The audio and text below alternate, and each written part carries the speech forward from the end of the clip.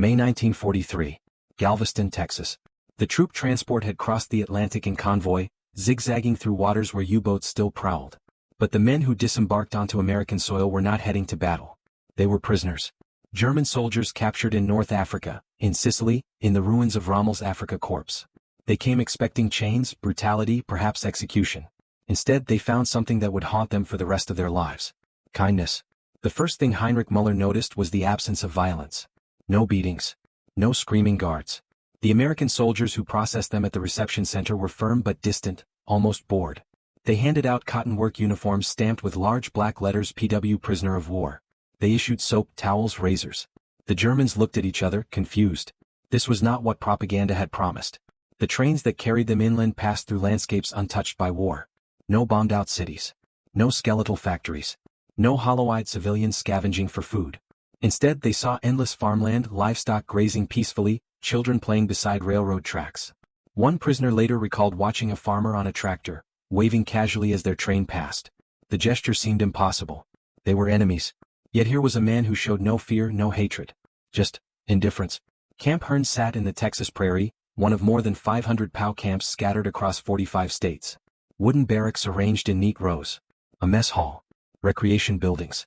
Even a canteen where prisoners could buy cigarettes and candy with scrip earned from work details. The camp looked more like a military base than a prison. Which, in a sense, it was. The United States Army followed the Geneva Convention to the letter, sometimes exceeding its requirements. Enemy soldiers received the same rations as American troops. They had access to medical care, libraries, and sports equipment. They could write letters home, receive packages, even attend religious services. For men raised under the Third Reich's doctrine of racial supremacy and total war, this treatment defied logic. They had been taught that Americans were weak, decadent, racially mixed mongrels incapable of discipline or sacrifice. Yet the evidence before their eyes told a different story. The barracks were clean and heated. The food was abundant, sometimes better than what German civilians were eating back home. The guards were professional, neither cruel nor familiar, maintaining order through structure rather than terror. The psychological dissonance began immediately. Johann Schmidt, a former panzer crewman from Hamburg, later wrote in his memoir that the first week in camp felt like walking through a dream. Everything was backward. The enemy showed mercy. The defeated lived better than the victors. And slowly, quietly, without anyone speaking it aloud, a question began to form in the minds of thousands of prisoners. What if everything we were told was a lie? At night, lying in their bunks, some men whispered about what they had seen. The absence of destruction. The casual wealth. The strange freedom with which Americans seemed to live, arguing with each other, criticizing their own government, laughing at their leaders in ways that would mean death in Germany. It was unsettling. It was impossible. And yet it was real. The war still raged in Europe. Their brothers in arms were dying in Italy, in Russia, in the skies over Germany. But here, in the heart of enemy territory, they were safe. Federal treated with a dignity they had not expected and perhaps did not deserve. This was the beginning. The first crack in a wall built of lies. The rhythm of camp life was established through labor. Under the Geneva Convention, prisoners could be required to work, and the United States desperately needed them. With millions of American men overseas, farms and factories faced critical labor shortages. German POWs became the solution. Each morning, trucks arrived to transport work details to cotton fields, lumber camps, canneries, and construction sites. The prisoners earned 80 cents a day in scrip, a pittance but more than many had seen in years. What startled them was the nature of the work itself. They were not building fortifications or digging graves. They were harvesting crops that would feed American families. They were processing timber, canning vegetables, maintaining infrastructure. Productive labor. Peaceful labor. Work that built rather than destroyed. Friedrich Bauer, a carpenter from Bavaria, found himself assigned to a furniture factory in Nebraska. He later recalled the strangeness of crafting dining room tables while his homeland was being reduced to rubble. The factory owner, an elderly American with German ancestry, spoke a few words of broken German and treated the prisoners with quiet respect. At lunch, sandwiches were distributed, thick with meat and cheese, accompanied by cold milk. Bauer looked at his hands, stained with sawdust instead of blood, and felt something shift inside him. He was building, creating. And for the first time in years he felt almost human. The work details brought prisoners into direct contact with American civilians. In Iowa, Kansas, Oklahoma, and Texas, German POWs labored alongside American farmhands, often the only able-bodied men left in entire counties. Initial tensions were inevitable. Some communities harbored deep resentment toward the enemy. But proximity breeds familiarity. Farmers noticed that the Germans worked hard, followed instructions, showed craftsmanship and discipline. Over time, hostility gave way to grudging respect, then to something stranger, Conversation. Anna Hoffman, a farmer's daughter in Kansas, remembered the summer of 1944 when 20 German prisoners arrived to help with the wheat harvest. At first, her father forbade any interaction. But after 2 weeks of back-breaking work under the prairie sun, he began to see them as men rather than monsters. One prisoner, a young soldier named Klaus, spoke broken English and showed her photographs of his own family's farm in Saxony. She realized with uncomfortable clarity that the enemy looked exactly like her cousins. Language barriers slowly dissolved. Some prisoners studied English obsessively, using donated textbooks and conversing with guards who were willing to help. Others taught German to curious Americans. Camp newspapers were published in both languages, featuring poetry, essays, artwork. Cultural exchanges happened organically. German choirs performed for American audiences, American baseball teams invited prisoners to watch games, explaining the arcane rules with patience and humor. Inside the camps, a shadow society took shape. Prisoners formed orchestras, theater groups, and educational programs. Books arrived from the Red Cross and American libraries. Universities offered correspondence courses. Men who had never finished secondary school studied engineering, business, agriculture. They learned about American government, free markets, democratic principles. The information was not forced on them as propaganda, which made it all the more powerful. It was simply available. And for men with time and uncertainty stretching before them, knowledge became a lifeline. But not all prisoners embraced this transformation. Hardcore Nazis maintained cells within the camps, enforcing loyalty through intimidation and violence. In some facilities, kangaroo courts sentenced suspected traitors to death. Camp commanders had to separate ardent Nazis from anti-Nazi prisoners to prevent bloodshed. The ideological war continued behind barbed wire, a microcosm of the larger struggle. Yet even the most fanatical found their certainties tested by daily exposure to a system that functioned without terror, that thrived on chaos and disagreement, that somehow held together despite, or perhaps because of, its contradictions. Franz Weber, a sergeant from Munich and a committed National Socialist, arrived at Camp Alva in Oklahoma determined to resist American corruption. He refused English lessons, declined to participate in recreational activities, and kept his men isolated from softening influences. But slowly, imperceptibly, cracks appeared. He noticed that black and white American soldiers worked together without issue. He observed that camp elections allowed prisoners to choose their own leaders. He read American newspapers that openly criticized the president, mocked military failures, questioned strategy. And no one was arrested. No one disappeared. The system absorbed dissent and continued functioning. One evening he watched a basketball game between prisoners and guards. The Americans were laughing, shouting encouragement, treating the competition as entertainment rather than a test of racial superiority. When a German team won, the American guards clapped and congratulated them sincerely. Weber stood in the shadows, watching, and felt the foundations of his worldview begin to tremble. The mail was the umbilical cord connecting prisoners to the world they had left behind. Letters from home arrived irregularly, censored but intact, carrying news of bombing raids, food shortages, missing relatives. Some prisoners learned that their cities had been destroyed. Others discovered that family members had died, starved, disappeared. The contrast between their own relative comfort and the suffering back home created a guilt that some never resolved. They ate 3 meals a day while their mothers rationed potatoes. They slept in heated barracks while their children shivered in cellars. Yet the letters also reinforced a growing understanding. Germany was losing. Not just battles but the capacity to sustain itself. Wives wrote of ration cards that bought nothing because there was nothing to buy.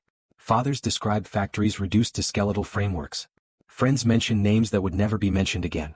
The war was eating Germany alive. And here in America life continued. Normal. Abundant. Untouched. The prisoners could see it every day. The trucks that transported them passed supermarkets stocked with goods. They worked in fields producing surpluses that would feed millions. They observed a nation that waged total war on 3 continents while its civilians complained about rationing sugar and butter, minor inconveniences that would have seemed like luxury in Europe. The scale of American wealth was incomprehensible. And it was achieved without slave labor, without conquest, without racial purification. It simply was. This realization did not come as a sudden epiphany. It arrived slowly like water seeping through concrete, eroding certainties 1 grain at a time. They had been told that democracy was weak. That diversity was fatal. That only absolute order could produce prosperity. Yet before them was a nation that seemed to run on controlled chaos, where people of different backgrounds argued constantly, where individual rights were defended even at the cost of efficiency, where power changed hands through votes rather than violence. And somehow it worked. It thrived. The transformation was underway. Not through lectures or propaganda, but through simple exposure to a different way of being. They were prisoners, yes, but they were also witnesses. And what they witnessed would change them forever. Spring 1945. The war in Europe was ending. Camp radios broadcast news of Berlin's fall, Hitler's death, Germany's unconditional surrender. For the prisoners, the emotions were complex.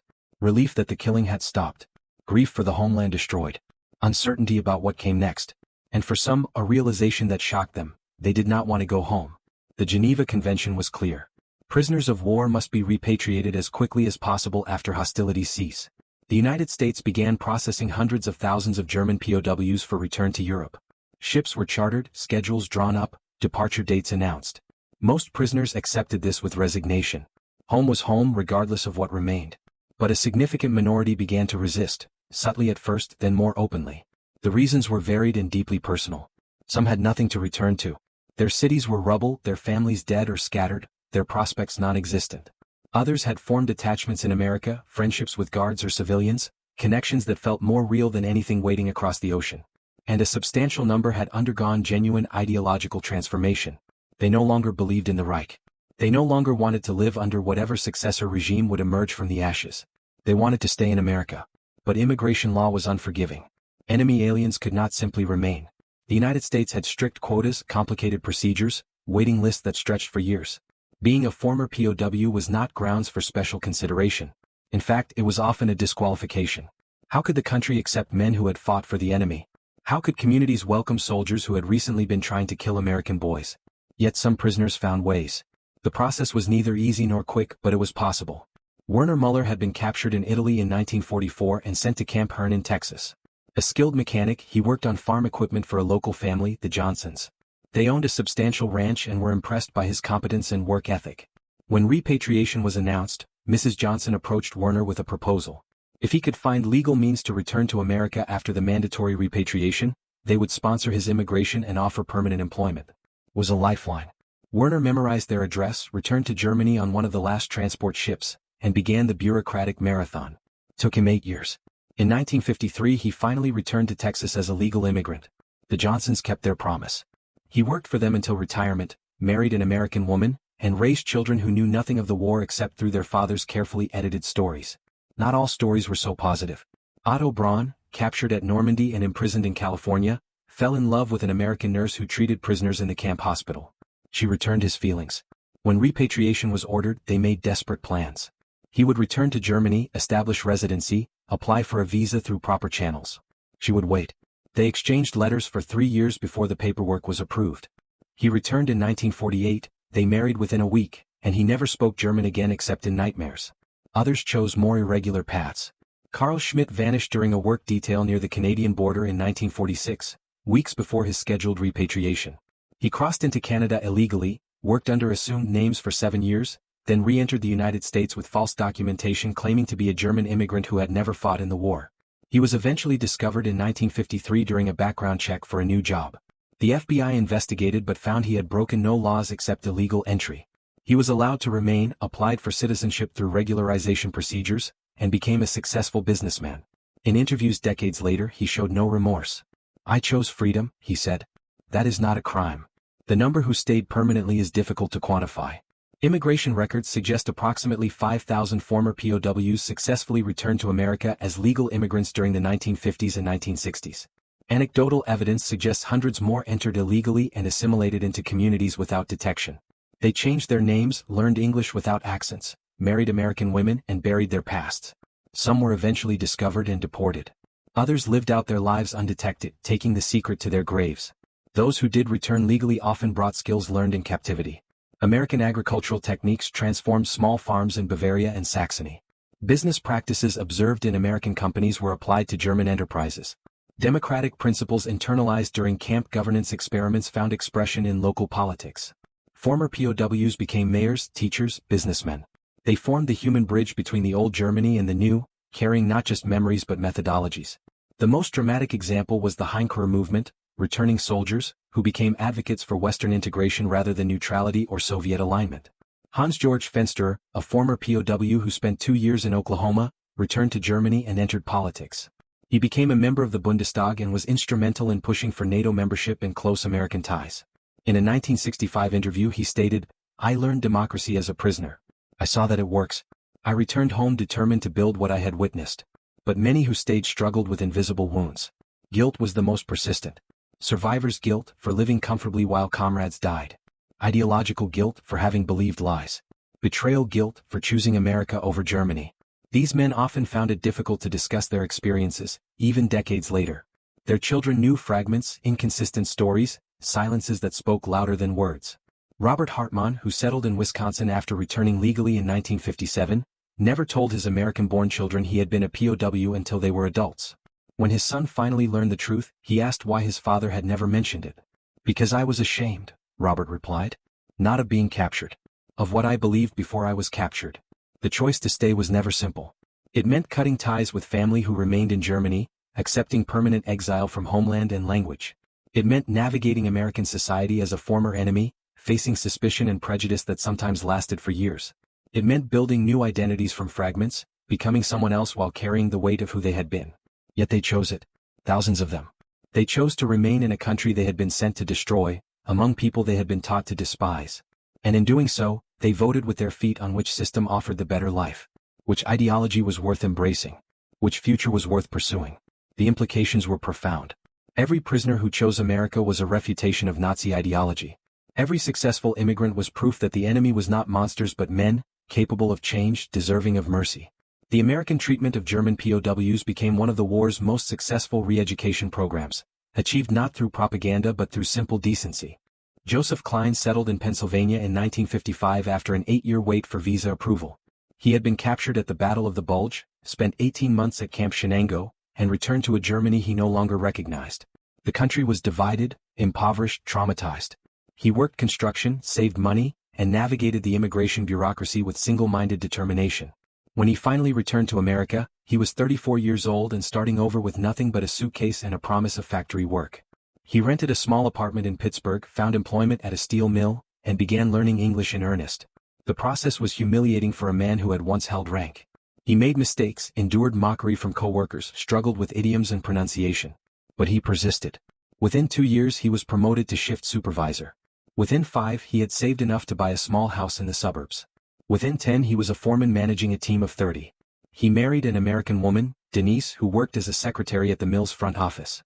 She knew he was German, knew he had been a soldier, but accepted him without dwelling on the past.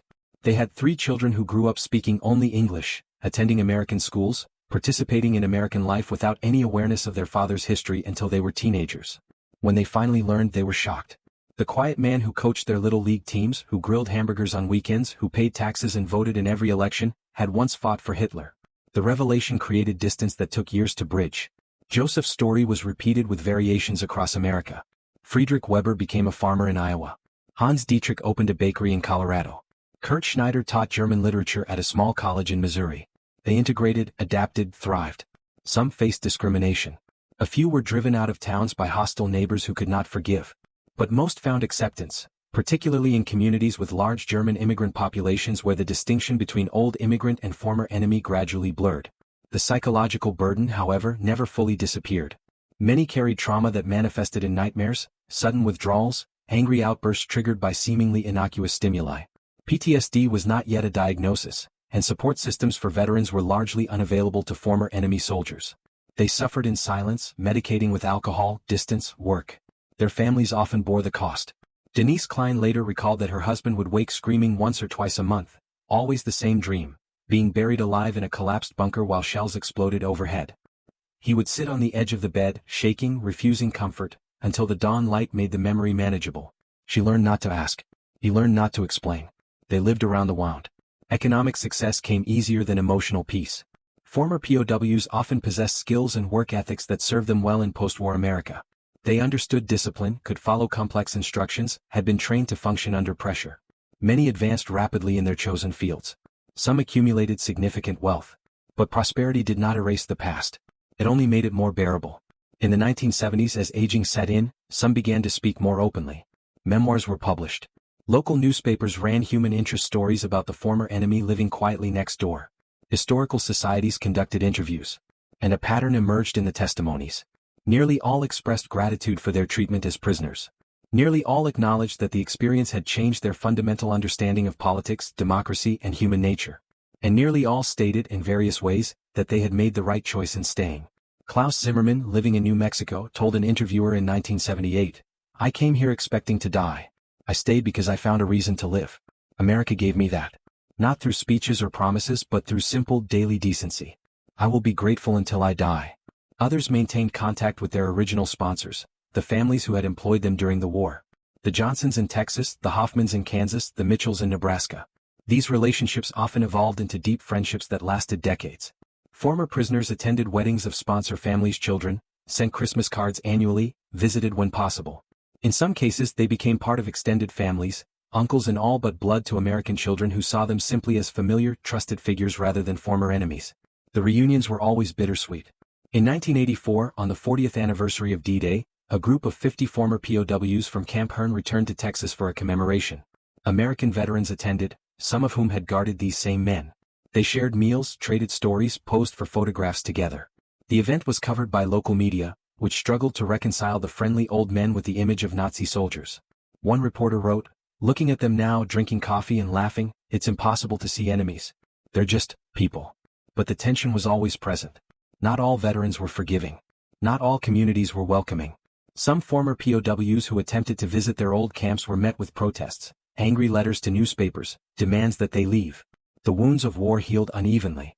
Gunther Braun, who had settled in Michigan, tried to visit his former prison camp in 1975 and was confronted by a group of local VFW members who made clear he was not welcome. He left without argument, returned home, and never attempted another visit. "I understand," he told his daughter. "I was the enemy. That doesn't change just because I now live here." As they aged and died, their obituaries sometimes mentioned military service but often omitted details. Served in World War II could mean anything. Children occasionally discovered the full truth only after death, finding documents, photographs, medals hidden in basements or attics. The secrets carried to graves outnumbered the stories told. Yet their impact was undeniable. They represented a different possibility, that enemies can become neighbors, that ideology can be overcome, that the worst atrocities do not necessarily produce irredeemable people. They were walking refutations of permanent hatred. And in their quiet lives, they offered proof that mercy, extended to those who perhaps did not deserve it, can sometimes produce unexpected redemption. Every year on November 11th, Wilhelm Fischer attended the Veterans Day ceremony in the small Minnesota town where he had lived since 1960. He stood at the back of the crowd, never in uniform, never speaking. He watched as American veterans marched, as flags were raised, as names of the fallen were read aloud. And then he went home, poured a drink, and sat in silence until his wife knew to leave him alone. He had fought in the Wehrmacht.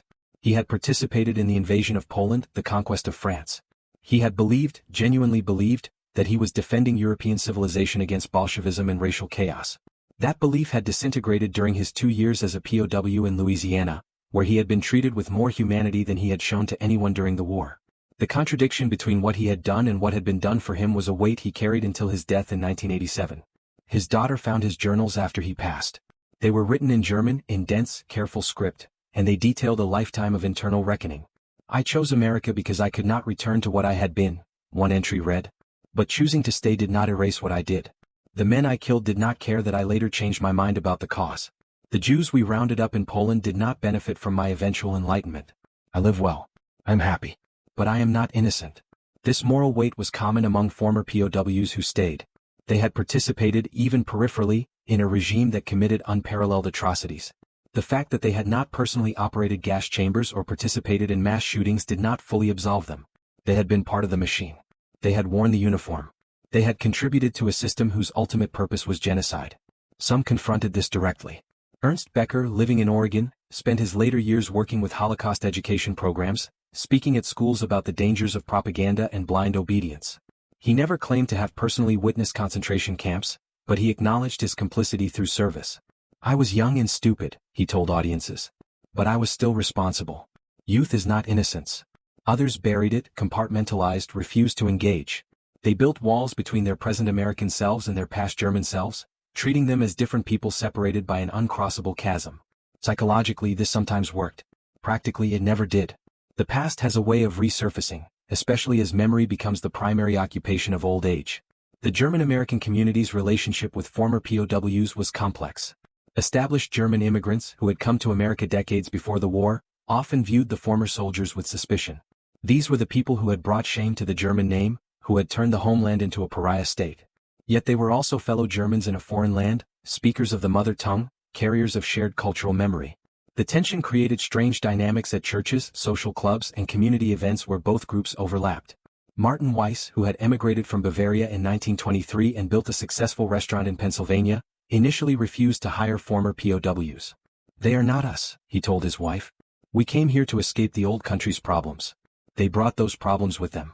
But in 1962, facing a labor shortage, he reluctantly hired a former prisoner named Klaus who needed work. Within a year, Klaus was his most reliable employee. Within 5, he was a partner in the business. "I was wrong," Martin admitted decades later. "The man was not his uniform. But it took me too long to see that." Children of former POWs faced unique challenges. They were Americans by birth, but their fathers' histories made them something else as well. School projects about World War II became exercises in careful omission. When asked, "What did your dad do in the war?" they learned to deflect, to say he was in Europe without elaboration, to change subjects quickly. Some grew up not knowing the full truth until adulthood. Others knew but understood instinctively that it was not something to share. Rebecca Fisher, Wilhelm's daughter, recalled being in high school when a history teacher asked if anyone's relatives had fought in the war. Several students shared stories of grandfathers and uncles who had served with the U.S. military. Rebecca stayed silent. That evening, she asked her father if she should have said something. He looked at her for a long moment before answering. "I fought in the war," he said. "But not in a way that anyone here wants to hear about. You did right to stay silent."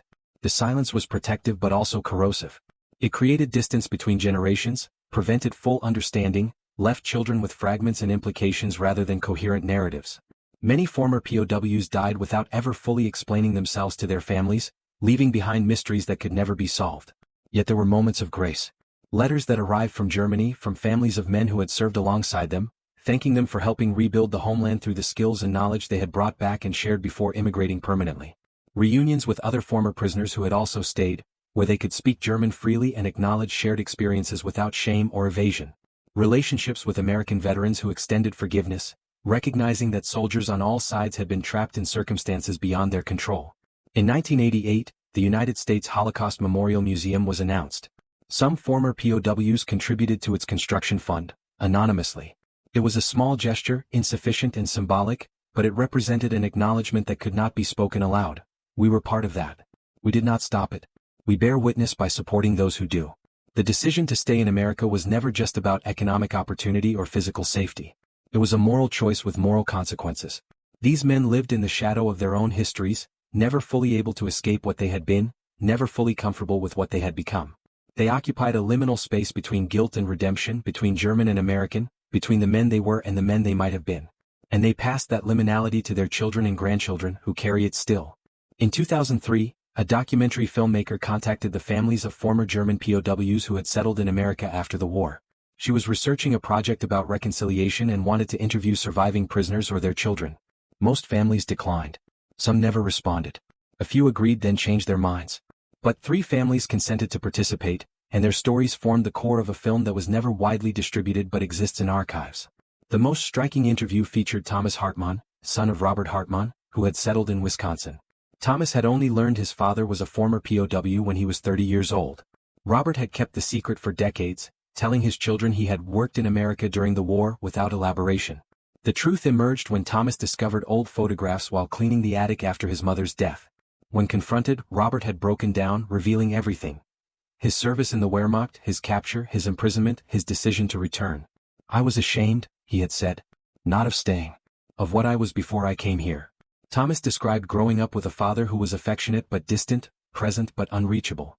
"There was always a wall," he said in the interview. "I didn't understand it until I learned the truth. He was protecting us from his past. But in doing so, he also kept us from fully knowing him." This pattern repeated across generations. The children of former POWs often reported feeling that something was missing, some essential piece of their fathers' identities that was never shared. They grew up with loving but mysterious men whose histories were redacted, whose motivations were unclear, whose old age was marked by silences that no amount of questioning could penetrate. The grandchildren faced different challenges. By the time they came of age, World War II was ancient history. Their grandfather's service seemed as distant as the Civil War. Yet when they learned the specifics, when they understood that the gentle old man who had taught them to fish had once worn a Wehrmacht uniform, the cognitive dissonance was profound. Some rejected their grandfathers entirely. Others chose to separate the person from the history, arguing that people change and that judging the old by the actions of the young was unfair. Family gatherings became minefields of unspoken tensions. In 2010, A group called the Sons and Daughters of Former German POWs formed to provide support for descendants navigating these complicated legacies. The organization was small, never more than a few hundred members, but it offered a space where people could speak honestly about their unique burdens. At their annual meeting in 2015, one member stood and said, "My grandfather chose America. I'm grateful for that choice because it gave me the life I have. But I also can't ignore what he was part of before he made that choice. Both things are true. And I don't know how to reconcile them." The question of reconciliation has no easy answer. Germany underwent decades of intensive reckoning with its Nazi past, a process that continues today. But the former POWs who stayed in America largely escaped that reckoning. They had left before the Nuremberg trials, before denazification programs, before the collective examination of guilt that defined post-war German culture. They had chosen personal reinvention instead of national atonement. Whether that was morally defensible remains debatable. Some scholars argue that the former POWs represented the best possible outcome of a humane approach to prisoners of war. They demonstrated that people indoctrinated into totalitarian ideologies could be transformed through exposure to democratic values and decent treatment. Their success in America proved the power of mercy over vengeance, of engagement over exclusion. Others contend that allowing them to stay was a form of escape, that they should have been forced to return to Germany to participate in the reconstruction and moral reckoning their actions had made necessary. By coming to America, they avoided facing the full consequences of what they had supported, even indirectly. They got to start over while their victims never could. Both perspectives have merit. History is rarely so simple that it offers clear moral judgments.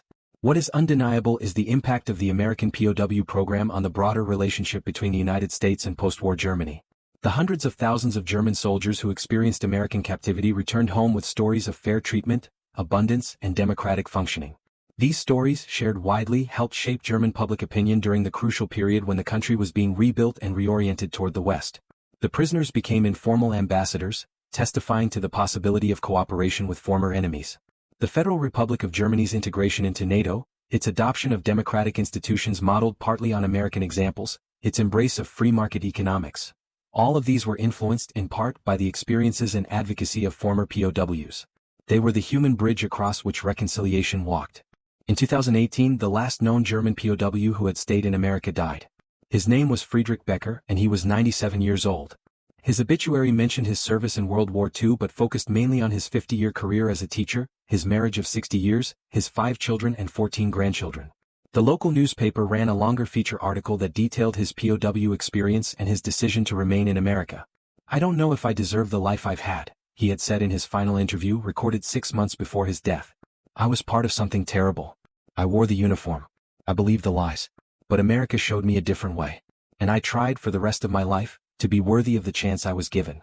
Whether I succeeded is not for me to judge." His funeral was attended by more than 200 people.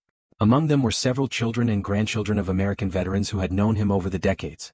They came to honor a man who had been their neighbor, their friend, their colleague. The fact that he had once been their enemy seemed, in that moment, like ancient history. But it was not ancient history. It was living memory. And the lessons it offers remain relevant. The story of German POWs who chose to stay in America is not a simple tale of redemption. It is more complicated, more ambiguous, more human than that.